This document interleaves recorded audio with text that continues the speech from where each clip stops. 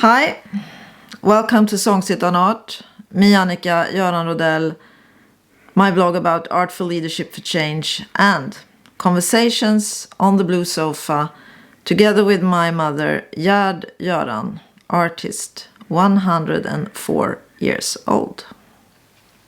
Hej Annika, det är lördag idag och du är hemma och det känns så trevligt. Ja, jag är hemma efter en mycket intensiv vecka. Ja, det har det varit vad jag förstår. Ja, men vi har gjort ett spännande arbete med förstaårsstudenter i ett helt nytt upplägg med någonting vi kallar mötesplats hållbar utveckling. För att starta upp en förståelse för hållbarhet redan från början. Så det är jag ganska uppfylld av. Ja. Vi har pratat om någonting som är viktigt som är ordet resiliens. Resiliens, det använder man inte ofta.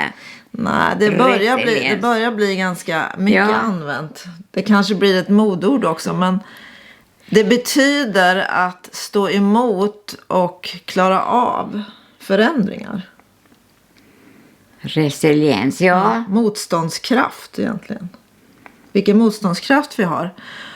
Och när man förstår liksom innebörden av alla de hot vi står inför så behöver vi ju ändå på något vis hitta en kraft i att leva våra liv mitt i allt det där.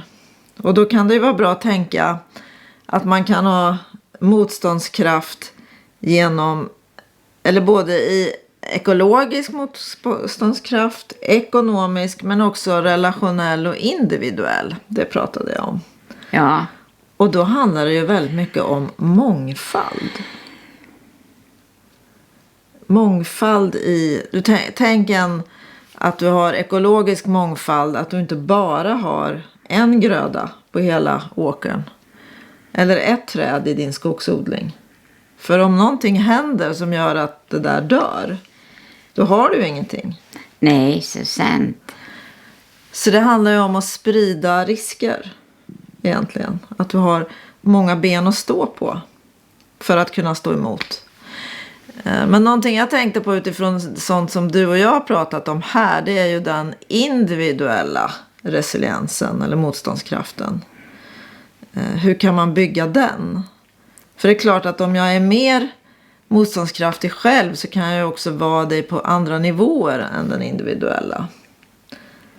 Så jag tänkte i morse när jag satt och gjorde mitt morgonprogram så tänkte jag, ja men vad är den där individuella motståndskraften i mig? Och det är ju det där att göra det där varje morgon. Men samtidigt så hände det något i morse att jag kände verkligen att ibland så kan man bara känna en ny när man håller på med några såna övningar länge så blir de ändå, man fördjupar dem på något sätt. Och så kände jag hur jag kände mina sittben väldigt starkt och som gav mig liksom en impuls upp genom hela ryggen.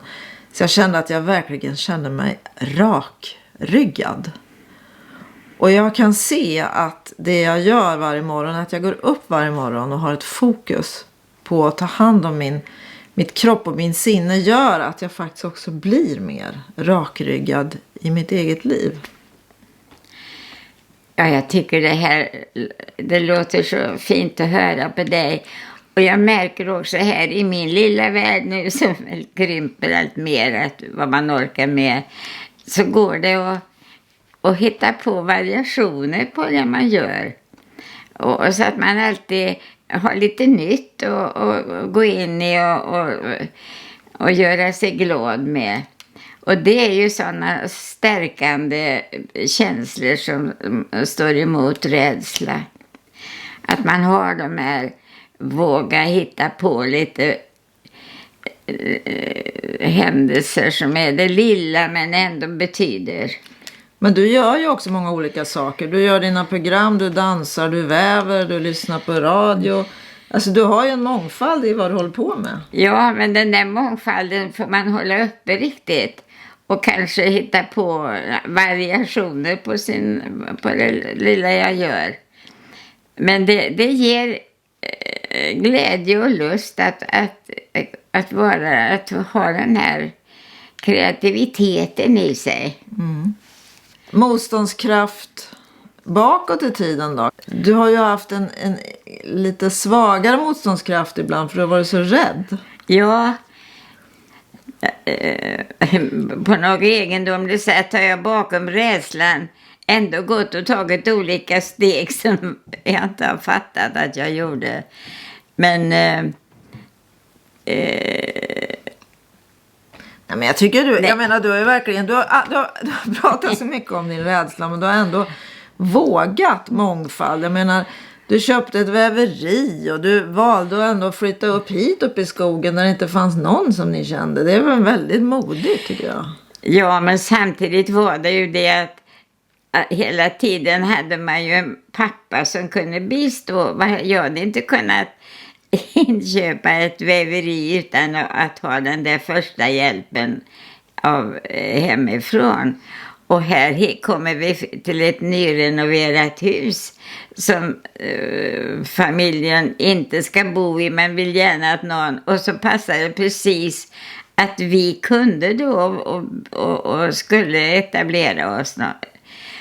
Så det är klart, så vi har ju haft det, du har haft det väl förspänt, jag har haft det väl förspänt, det är lätt då. Det finns en väldigt social orättvisa. Ja, så att jag har haft någon slags förunderlig tur. Men där har jag känt hela tiden att det är något som vill mig väl. Och varenda dag tackar jag, och när jag tänker på saker som har fått gå bra som kunde ha gått precis tvärtom.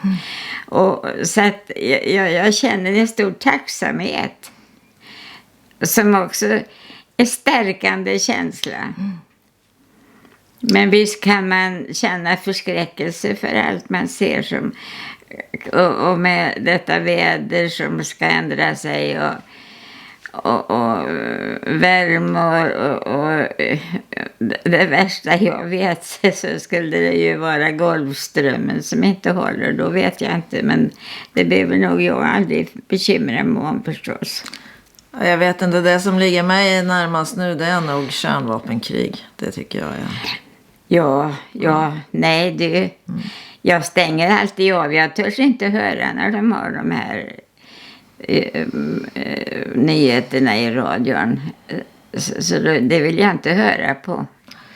Nej, jag stänger nog av ganska mycket också för att försöka öva den här motståndskraften, för det jag inte själv kan styra, jag kan inte göra så mycket åt det, men jag kan verka i det lokala, i det lilla.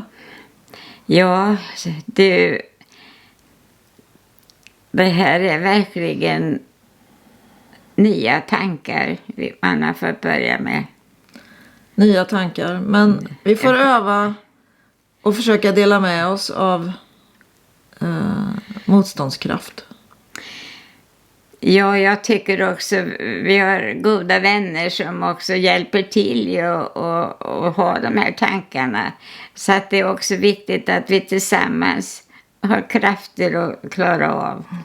Och det är ju också en relationell motståndskraft. Ju större nätverk man har med olika människor, ju bättre är det också. Än att man sitter... Det är svårt när man sitter ensam. Ja, det måste jag säga att det kan jag inte tänka mig hur det skulle vara.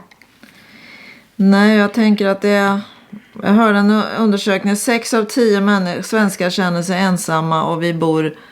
Jag tror det är ungefär, om det är runt 50% som bor i ensamhushåll, så att det finns mycket ensamhet.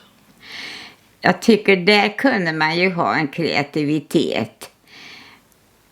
Att ordna så att man hade någon slags gemensamt boende. Flera mötesplatser och att det var så viktigt så att man verkligen ville satsa på det. Mm. Ja, men vi kan ju utveckla det här vidare så småningom. Vi kanske stannar där idag. Ja. Verkligen något att sätta igång tanken på vad vi säger här. Ja. Så jag säger thank you for being with us. And we hope we will see each other again in 2 weeks. Bye. Bye.